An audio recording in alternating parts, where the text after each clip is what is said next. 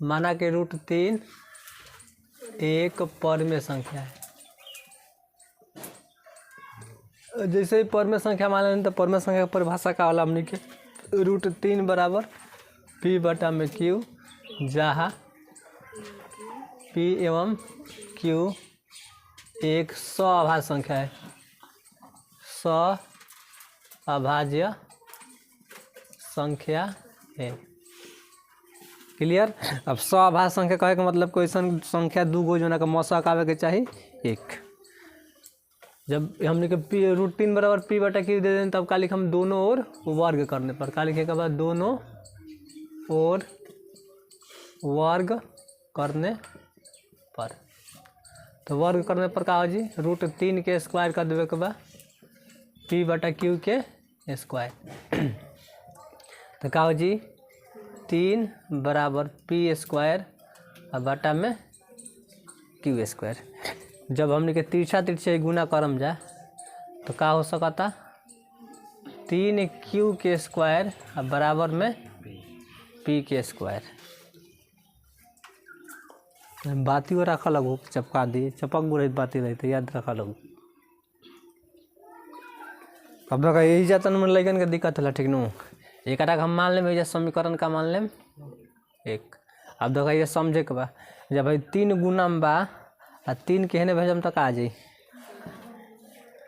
जब भाई 3 गुना में बा जब बताओ तनी, जब भाई 3 क्यू स्क्वायर बराबर में पी स्क्वायर बा, जैसे हमारा 3 के अब हेने भेजम तक आ जाई क्यू स्क्वायर बराबर में पी स्क्वायर बटा में 3। तो 3 का करता 3 का करता पी से भाग लगावता, तो ये बात लिखे के बा कि 3 पी स्क्वायर को विभाजित करता है, पी स्क्वायर को विभाजित करता है।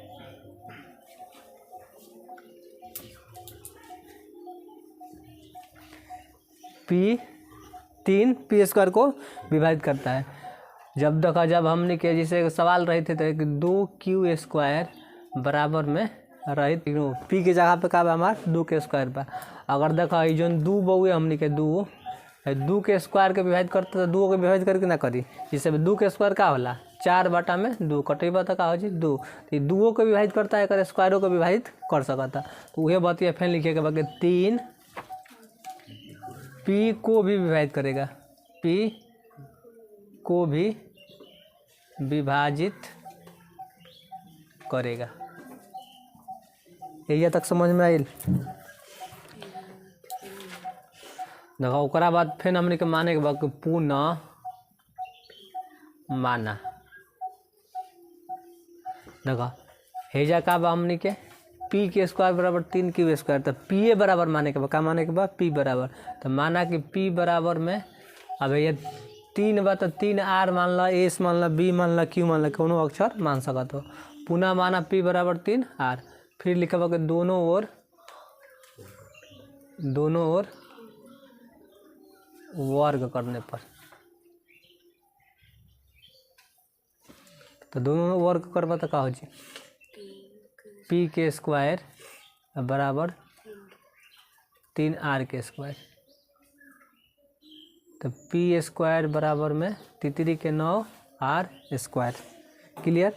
अब हेजा लिख देवे के बाद हमने के समीकरण 1 से पी स्क्वायर बराबर का समीकरण 1 बा 3 क्यू स्क्वायर, तो हेजा लिख देम 3 क्यू स्क्वायर बराबर में 9 आर स्क्वायर समीकरण 1 से। हेजा तक क्लियर। अब दो 3 के कहाँ भेजे के बहने भेजम तो का हो जी क्यू स्क्वायर बराबर 9 आर स्क्वायर बट्टा में 3 कटा देवा तो 3 के 9 यानी कि 3 आर स्क्वायर। और फिर बात वही आगुल है वाला समीकरण 1 वाला, तो यह दिखा देवे कि हमने के समीकरण 2।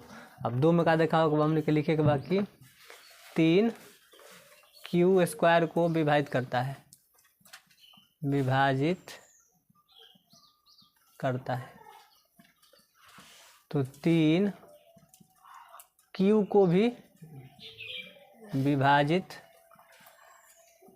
करेगा। ये तक समझ में आ गई। अब क्या करेगा हमने के अब वह बात लिख देवे के बाद हमने देखा